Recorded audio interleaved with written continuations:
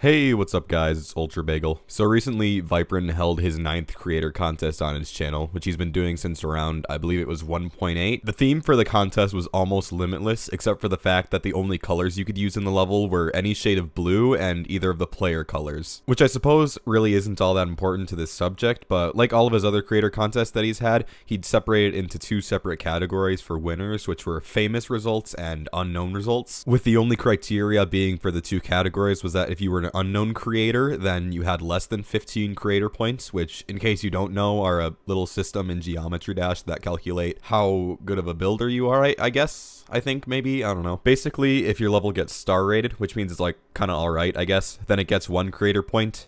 If it gets featured, which means it's pretty good, then it gets 2 creator points. And if it gets epic rated, which is basically as rare as getting a star rating at this point, then you get 3 creator points. Typically though, levels only get featured because when something's star rated, it's normally not because it's just an alright level, because otherwise it wouldn't get rated. It's normally because it would have been a featured or epic level, but there's something really wrong with it. Like for example, it had way too many objects, and for your typical mobile device, it would have lagged the hell out of it. Also, RobTop's way too nice with giving out epic ratings, so there's basically a 50% chance that if your level gets featured, it'll also be epic rated. Oh, and also, no matter how good your level is, if it doesn't use a song that's off of Newgrounds, there's a very, very low chance it'll ever get rated, and if it does, it'll only be star rated no matter how good it is. So anyway, going back to the contest, the levels overall were very, very good, with the famous results being a little bit better than the unknown results because obviously they have more experience in building, but there was kind of a problem with the creator contest overall. The person who won the unknown results overall was named Jonathan GD, and even though the contest says that he placed in the unknown results, he has less than 15 creator points, and he technically falls into that category, but to call him unknown would definitely be a stretch because some of the levels he makes in the community are, even though he was unfairly ranked in this contest, some of the best in the community because he makes 5-minute levels that are really fun to play and have nice gameplay, as well as very consistent decoration overall. On YouTube, he has over 25,000 subscribers, and in terms of the GD community, even though to some people that might seem a little bit low, it's actually very, very high just in comparison to other YouTubers in the contest. This kind of gave him an unfair advantage in the contest, some would say, because in the unknown results, say somebody else had a really good level and they built it to be in the top, for example, the top 6. Had Jonathan GD been put in the famous results for the contest, he would have placed in the top 5, and everybody else would have been moved up 1 rank in the unknown contest. So this, along with a few other things, sparked a lot of controversy in the contest, and it made people feel like Viprin did a horrible job at organizing the contest and ranking people. And overall on Twitter, and especially on YouTube, he's received a lot of backlash for how he organized it. On a lot of topics I cover on this channel, I normally just kind of analyze them and go over them without giving a solution. So I figure in a turn of events, it would be kind of nice in this video to actually give a few solutions to this topic and figure out how he could probably do it better in the next contest. What some people have suggested that Viprin should already do was just completely get rid of the famous and unknown results and just compile everything into one results category where there would be 10 different entries on that list, each from individual people, and instead of being ranked on who is unknown or who is famous, they'd all just be ranked together and it wouldn't matter how many creator points you would have. The nice thing about this system is that, at least for the famous results, there's a lot less competition to get actually in the top 5 for the famous results, because a lot of times in Viprin's creator contests, if you're a famous person, and by famous that means you have more than 15 creator points, you're put against people who have very high experience in creating and can make very good stuff. And by putting everybody into just the same list, they eliminate the competition entirely for famous results. As for unknown creators, it'd probably be a lot harder for them to actually place in the contest,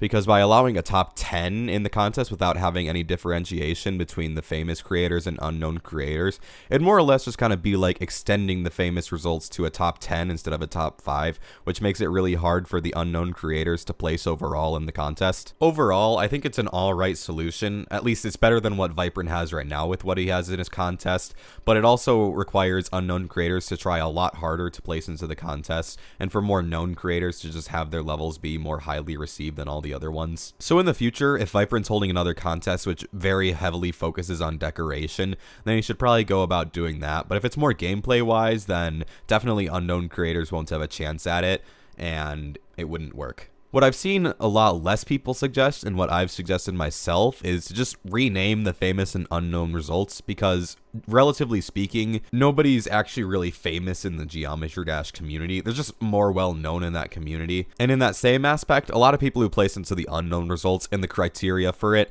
really didn't make it so that you were unknown. It more or less just kind of divided the community in a minor and a major league, which I feel like he should rename to that instead of famous and unknown. And as far as the community goes, it's very, very hard to go 100% unnoticed in the community when you make really good levels. So by having a minor league and a major league, it would allow people to kind of start out in the minor league, get known in there, and then eventually move up to the major league, kind of how baseball works, I guess. And finally, what some people have suggested that Viprin should do is just have a contest where famous people aren't even allowed in and only allow people who have less than 15 creator points. I don't exactly have a source for this, but I believe Viprin's actually tried doing this in the past and it didn't work, so he just canceled the creator contest, which is why I think I can't find anything for his 4th creator contest, but I'm not entirely sure about that.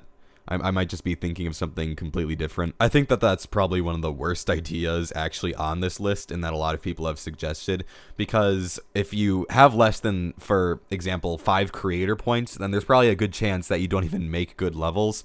So by having a contest directed at people who are more unknown, it probably wouldn't be for people that are unknown. It'd probably just be for beginner creators. If Viprin actually wanted to do this, then I feel like it'd go down pretty well, except for the fact that we'd have exactly what we have in this situation right now, where somebody abides by the rules of the contest but doesn't abide by the actual name of the contest, like how Jonathan GD is very well known, but he got put in the unknown results and he has less than 15 creator points, so he's technically allowed to be in there. So anyway, while it's very unlikely that Viprin will ever see this video at any point, hopefully somebody gets this to him and he takes some suggestions from this video and fixes up his contest a little bit. In my personal opinion, I think that anybody with less than, for example, 5 creator points who could have placed in the contest aren't actually all that good creators because they just don't have that many creator points. And if they want to eventually place in the contest, then they should probably just keep building so that they can make good levels.